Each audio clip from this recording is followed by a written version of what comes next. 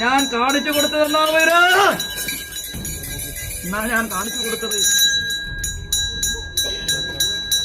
പാലും പഴങ്ങളും പായസങ്ങളും അതല്ലേ ഞാൻ കാണിച്ചു കൊടുത്തത് അല്ലേ? അന്നും അവിടെയും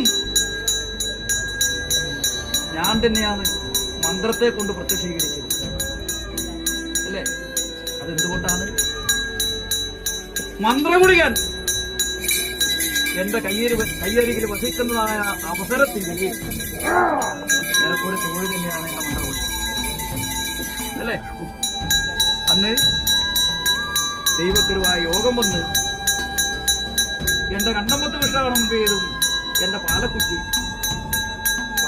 ആധാരമായിട്ട് വസിക്കം ചെയ്തു. ഞാൻ അന്ന് പാലിന്റെ വൃക്ഷത്തിന്റെ അകത്തല്ലേ ഞാൻ വസിച്ചത് അല്ലേ വരാവേ? ഇന്നോ